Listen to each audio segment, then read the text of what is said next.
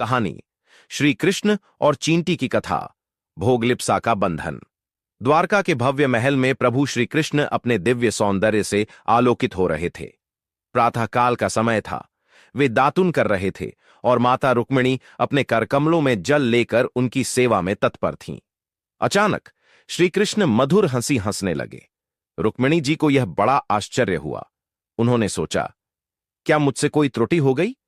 उन्होंने विनम्रता से भगवान से पूछा कि प्रभु, आप अचानक इस तरह क्यों हंस पड़े? क्या मुझसे कोई गलती हो गई? श्री कृष्ण ने मुस्कुराकर उत्तर दिया कि नहीं प्रिय, तुम्हारी सेवा में कोई त्रुटि नहीं है। मैं एक अद्भुत दृश्य देखकर हंस पड़ा। रुक्मिणी जी और भी चकित हो गईं और बोली कि कौन सा दृश्य प्रभु? कृपया मुझे बताइए, जिससे मेरे मन को शांति मिले। श्री कृष्ण ने संकेत करते हुए कहा कि देखो, वहां सामने एक छींटा एक चींटी के पीछे बड़ी तेजी से दौड़ रहा है। वह अपनी पूरी ताकत लगाकर उसे पाना चाहता है। यह दृश्य देखकर मैं अपनी माया शक्ति पर विचार कर हंस पड़ा। रुक्मिणी जी ने आश्चर्य से पूछा कि प्रभु, इस छोटे से जीव को देखकर आपको अपनी माया शक्ति का स्मरण क्यों हुआ? श्री कृष्ण गंभीर होकर बोले कि प्रिय, यह साधारण छींटा नहीं है। मैं इसे 14 बार इंद्र बना चुका हूं। इसने स्वर्ग के समस्त सुख भोगे हैं, अमृतपान किया है, अप्सराओं के साथ क्रीड़ा की है, स्वर्ग की दिव्यता का आनंद लिया है। फिर भी इसकी वासनाएं शांत नहीं हुईं। भोगलिप्सा इतनी प्रबल है कि यह पुनः जन्म लेकर अपने छोटे से जीवन में भी भोग के पीछे भाग रहा है। यह देखकर मुझे हंसी आ गई। रुक्मिणी जी भगवान की दिव्य दृष्टि और माया की इस गहरी लीला को समझकर चकित रह गईं।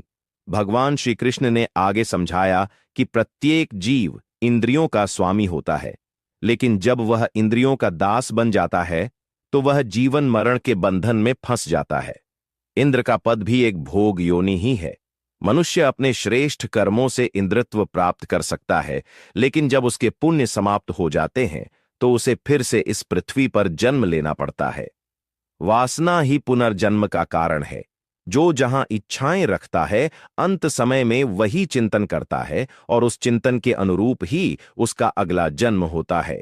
इसलिए यदि सच्ची शांति और मुक्ति चाहिए तो वासनाओं का नाश करना ही एकमात्र उपाय है। भगवान ने आगे कहा कि अग्नि में यदि घी डालते जाओ तो वह बुझती नहीं, बल्कि और धधकती है। इसी प्रकार भोगों से तृष्णा शांत नहीं होती, बल्कि और बढ़ती है। इसे शांत करने का एकमात्र उपाय है संयम और त्याग। संसार का मोह छोड़ना कठिन अवश्य है, लेकिन जब तक वासना क्षीण नहीं होती तब तक मुक्ति संभव नहीं है। शरीर भले ही नष्ट हो जाए, परंतु पूर्व जन्म की इच्छाएं और संस्कार जीव के साथ चलते हैं। अतः जो इस चक्र से बाहर निकलना चाहता है, उसे भगवान की शरण में आना होगा। नास्ति तृष्णा समम दुखम, नास्ति त्याग समम सुखम, सर्वांग कामान परित्यज्य ब्रह्मभूयाय कल्पते। तृष्णा के समान कोई दुख नहीं है और त्याग के समान कोई सुख नहीं है। जो समस्त वासनाओं को छोड़कर भगवान की शरण में जाता है, वही ब्रह्म तत्व को प्राप्त करता है। जब तक भोगों की लालसा बनी रहेगी, तब तक यह जन्म मरण का चक्र चलता रहेगा। इसलिए जो सच्चा सुख चाहता है, उसे इस मोह को त्याग कर भगवान की शरण में आना होगा। रुक्मिणी जी ने श्री कृष्ण के चरणों में सिर झुका लिया और कहा कि प्रभु, अब मुझे यह भली भांति समझ में आ गया कि संसार के भोगों में कोई वास्तविक सुख नहीं है। केवल आपका प्रेम और आपकी भक्ति ही सच्चा सुख है। कृपा करके मुझे अपनी भक्ति में स्थित करें।